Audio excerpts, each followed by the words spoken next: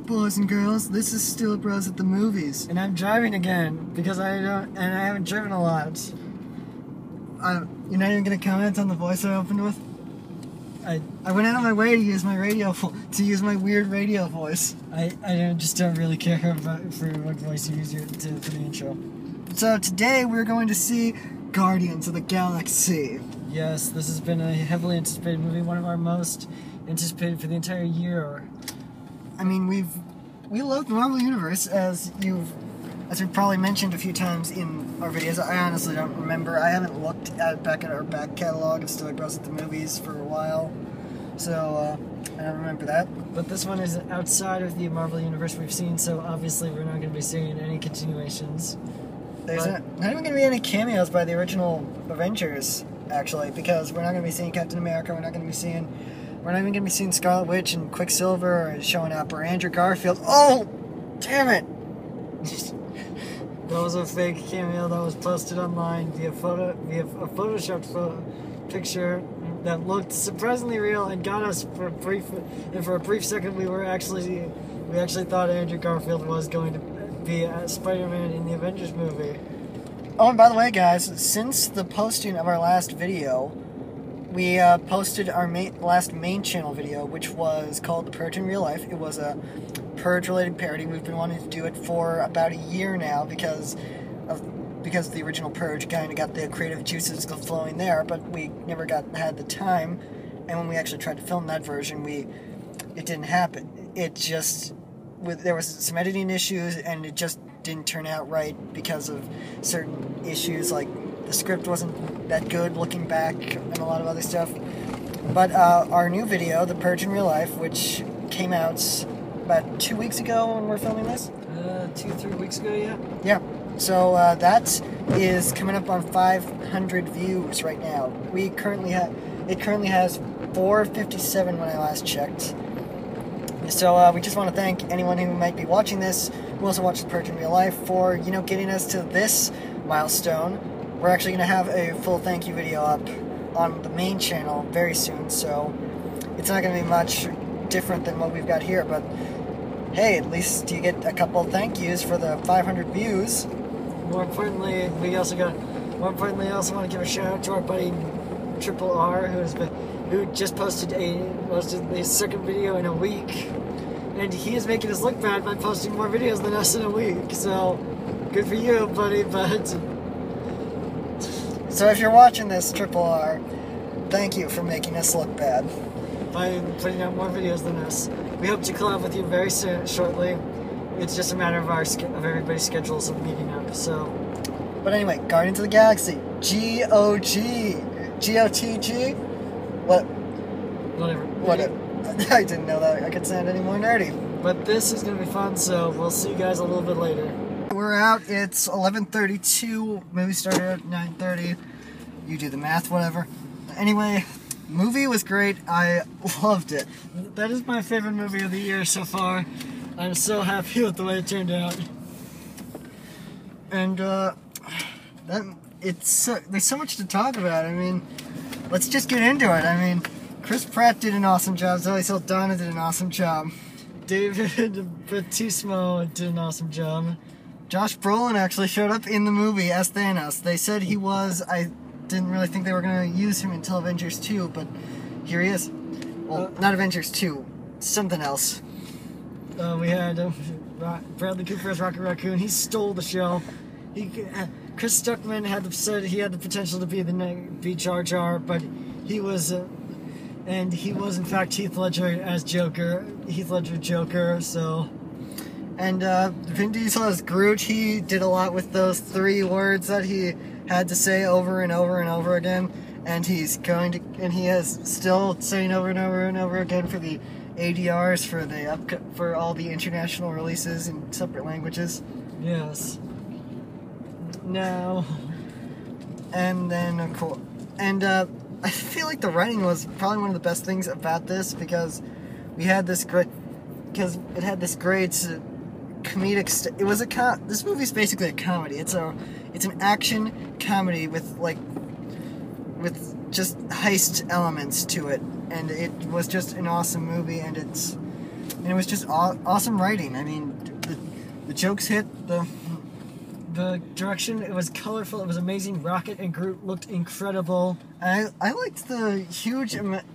It seemed like the two colors James Gunn used the most in this movie were orange and blue, and that just seemed to resonate throughout the entire film. It was colorful, but it wasn't like the brightest colors that you can see, so that you're like, oh great, I wanted to enjoy this movie, but the colors are just so damn bright. Turn it down, Gunn! Yeah, and I'm so excited for the sequel. It has been announced that he will be writing and directing Guardians of the Galaxy 2, and I'm assuming everybody's coming back, which will be great. Hopefully we get to see a little bit more Nathan Fillion than we saw in this movie. He does a little cameo. And we won't tell you who he is, but if you know who Nathan Fillion is, and you've spent enough time watching his movies or his TV shows, you're gonna like this. Oh, and Lee Pace, I want to mention, because if you know him, because you'll recognize his voice, but voice in some points, but you won't recognize him. And if you don't know who Lee Pace is, you might know him from Pushing Daisies. And if you know him from Marmaduke, I am so sorry. I am so sorry you saw that movie. More importantly, you may know him from his new show, which is escaping me right now. He's got a new show on AMC. I forget the name right now. I'm just spacing on it. Alright, what else? There's a lot of Marvel Easter eggs. Stan Lee makes his usual cameo after originally claiming, I don't know who those guys are. I'm not going to be in that one. And there's one cameo, well, at the end, in it's not a character we've seen before. In fact, and hopefully it's not a set to another movie in the Marvel Universe. It's a character, well, it's technically a character we've seen before, but it's not a character we've seen in this universe. Yeah, so, stay through the credits. Watch through the credits to see that, and you'll understand. And if you are a hardcore Marvel fan, you'll see that. If not, and you'll understand why we don't want. And you'll understand why we don't want this post-credit scene to turn into a movie. And if not, you're gonna get an answer, which you will have. You're gonna get a name, which you will have to Google immediately afterwards. So so you won't have to go. So it won't be like Thanos, where if you don't know the whole Marvel thing, then you're gonna have to just start Googling random stuff until you eventually find him. But anyway, I think we got a pretty good review together. Really? This is actually the shortest review we've ever done. Well, do you got anything else we can say? Oh, soundtrack. Oh, yes, the most amazing soundtrack in a Marvel movie. This is an incredible soundtrack. This is an incredible soundtrack because it does not incorporate modern music. This is Peter Quill's personal playlist. If you don't know the plot of the movie, Peter Quill gets picked up in 1988 by aliens, and that's where that music is all from 88 and before. So, it's all classic pop songs that the plot is that Peter Quill's mother taught him to love. And so we got stuff like Ain't No Mountain High Enough, I Want You Back, Cherry Bomb, Cherry Bomb, Ooh Child, all kinds of great 80s music. I might just go and pick out the album afterwards just because I love this stuff. And there's something so incredible. We got so far with this movie. We have seen Vin Diesel's triumphant return to voice acting. We've seen Bradley Cooper make his superhero movie debut. Chris Pratt has shown once again that he could very well be one of the biggest lead men in Hollywood. We got Zoe Saldana proving that she's probably going to be pretty much every color by the end of her career. And we got David Bautista being one of the greatest wrestler turned actors since The Rock. So he's an MMA fighter. But it doesn't matter. He's probably still one of the greatest. Almost dropped you. What else? Well, basically, this is one of the best Marvel movies. Is it the best? I don't think so. I wouldn't call it the best, but I would say it's my favorite. It's definitely in the top 5, maybe. It is definitely my favorite movie this year. So that's saying a lot. But you know, after our last review of Transformers 4, it's kind of easy to top. It's kind of easy to top that. The only thing I wish is that we had more, there was more to the movie. I would have gladly sat in that.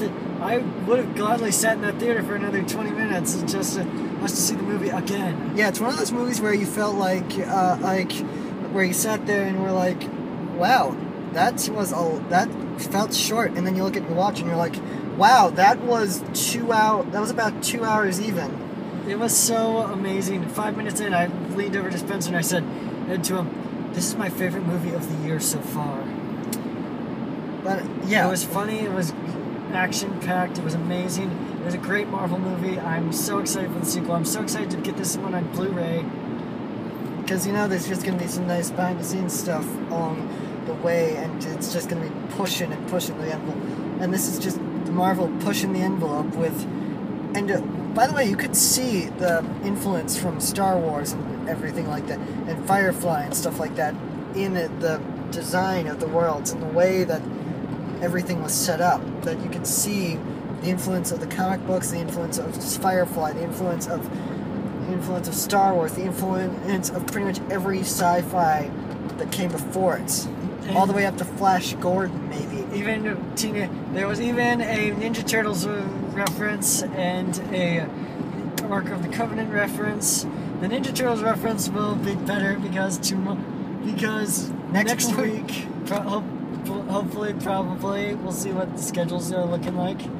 But we're going to be reviewing that next week. Maybe. If reviews are good, maybe? If reviews are good, if schedules work out, if everything goes... If the stars line up for that movie... We'll go see that, we'll review it. Maybe we'll probably see it if the reviews are bad either way, because... You know, we already got a title picked out for that movie. For that video, so... Anyway, that was a great one. 10 out of 10. 10 out of 10 for sure. Go see it. Wait till the end of the credits. This time we didn't have people walking out of the theater just as the credits started rolling. Because this is not amateur hour. Do not leave a Marvel movie before the credits. Do not leave a Marvel movie when the credits start. Leave it when they show the Marvel logo again. Maybe not even. Stay all the way till the very end of the movie. Stay all the way until the usher kicks you out. Until the next showing comes in. Stay until the next showing comes in, and then when the usher comes to kick you out, say, okay, I'll just be out in a minute. Then stay and watch the movie again. So anyway, thanks for watching, guys. You can like, favorite, and subscribe to this video, and don't forget to subscribe to this channel, all our channels, and we might leave a link to that Purge video we talked about earlier in the review, so you can go and check that out. Also, also leave in the comments what movies you think we should review, and tell us what you thought of Guardians of the Galaxy. No spoilers, or you are a Nazi. So we will see you guys next time. Bye. Bye.